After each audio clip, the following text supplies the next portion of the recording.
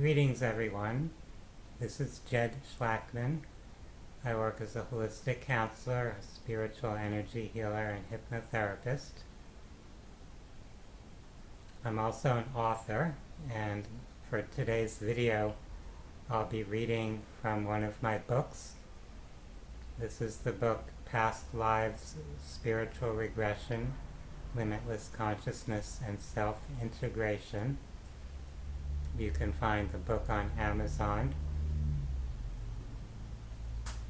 In the current video, I will be reading from part 4 of the book, and this is a section called Messages from the Soul to Transform Our Lives.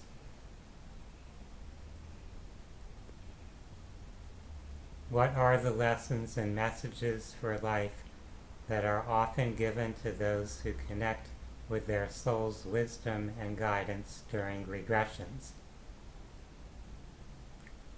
Number 1. Love is the nature of the source. We are learning about giving and receiving love in a myriad of ways. Love is a concept that people have made a variety of associations with. Love is often related to caring for others, having bonds or attachments to people or pets, as well as to romantic feelings and having a passion or desire for someone or something.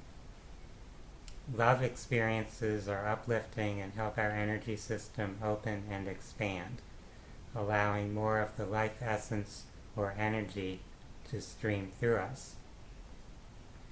The prime creative source is continually sharing its essence and cares for all of creation as extensions of itself. Thus, the Creator is always embracing all of life and inviting each spark of consciousness to remember its deepest source.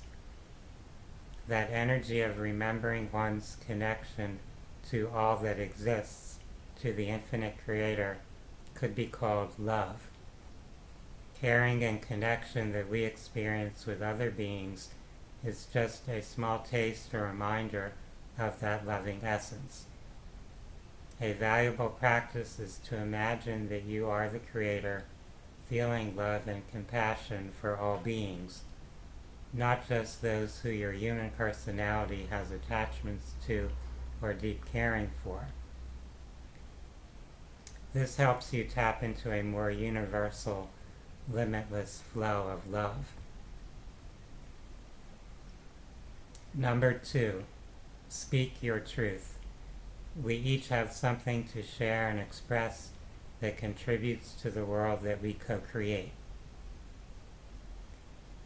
You are unique and have a perspective and understanding that is not exactly the same as anyone else's. Your voice, your feelings and thoughts have as much value as anyone else's. Creation expands through expression. If you hide yourself and don't voice what is important to you, then you are not generating as much imprint into the outer world as you have the potential to. Since we learn and evolve through our interactions with one another on this physical plane, failing to adequately express yourself will tend to stifle or limit your growth. It may also concurrently coincide with limitations in how other people and the collective consciousness are evolving. Just imagine if some significant figures in history had failed to make their impactful statements or contributions. Many of the more notable people that we learn about were heretics in their time, saying things that upset the status quo or agitated people, even leading to their being persecuted. They used their voice to be true to themselves and express their potential, not to be safe or to be accepted by their peers. Our voices are powerful, yet many of us remain silent when we could voice something valuable. Number 3, trust in yourself.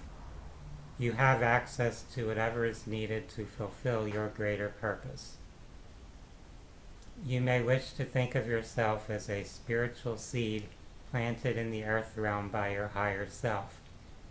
That greater self has a plan and purpose for your lifetime and chose the circumstances on earth that will provide just what is needed to activate your personal potential.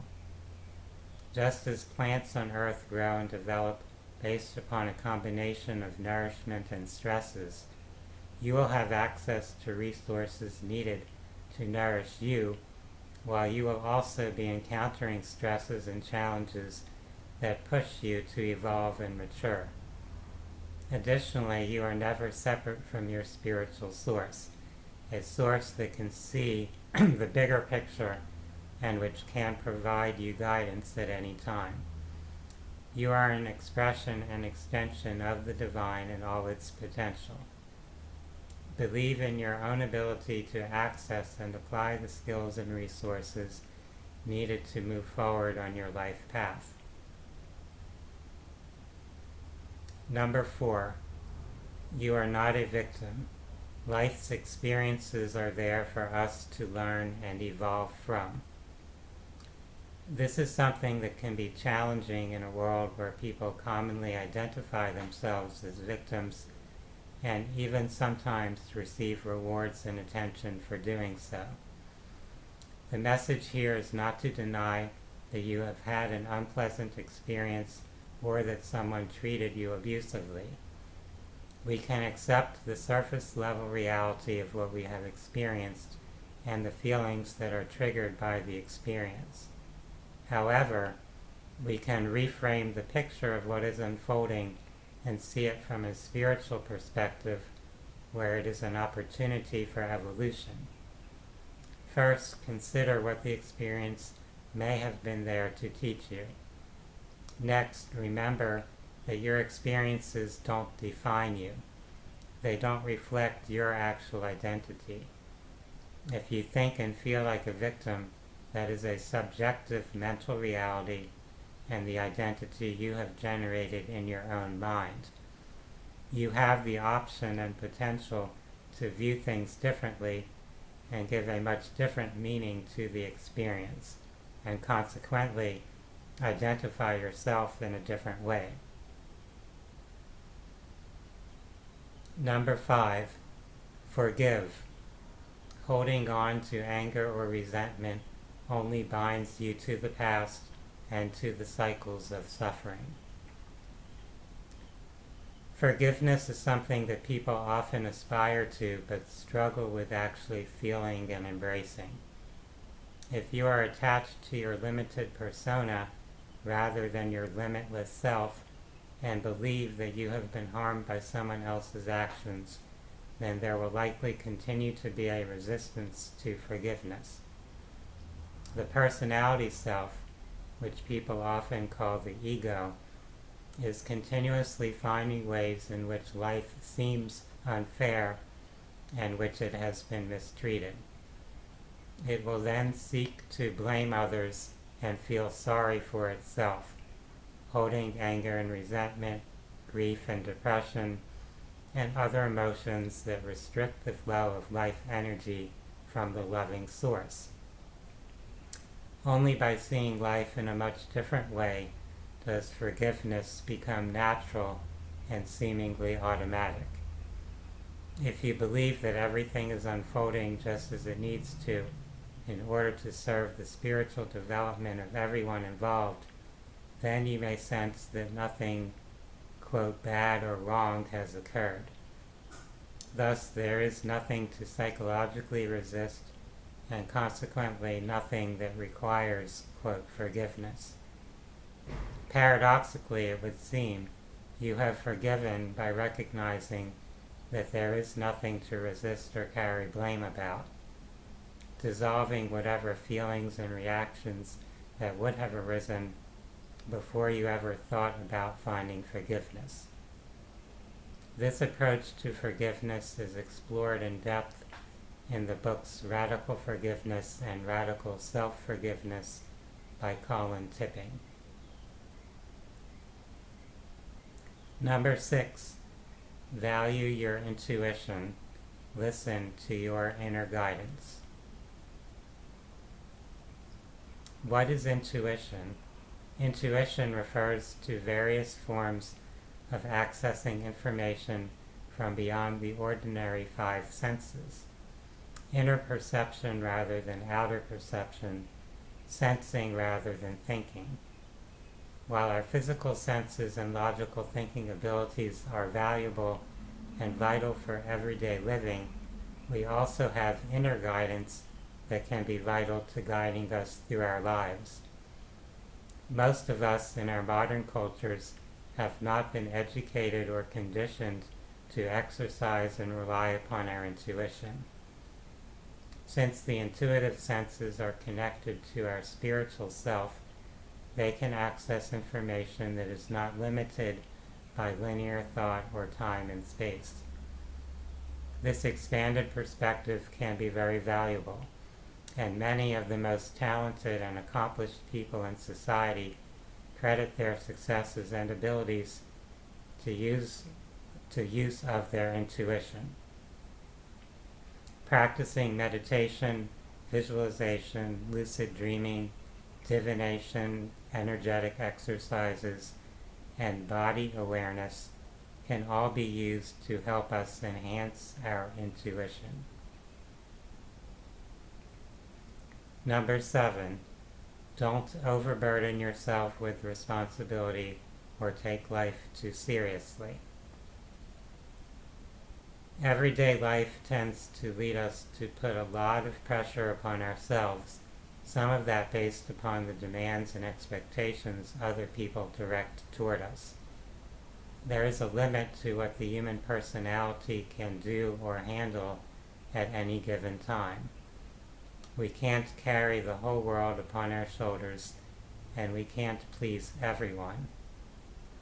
We naturally wish to do our best and set standards for ourselves to strive toward excellence, yet life is not smooth and controllable.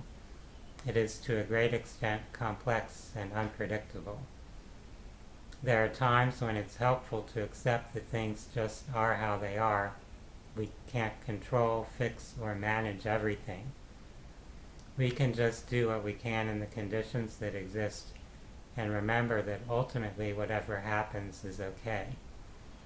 Life is like a spiritual game. We have a token in the game, the body and personality, and we seek to accomplish things within the game and make the most of the experience. Yet eventually the game will be reset. The tokens will be removed from the board, and the details and outcomes of that game will be released as the players prepare to start a new game.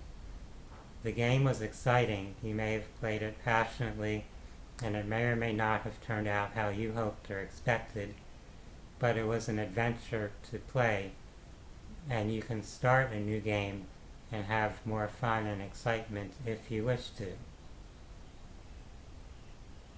Number 8, surrender control.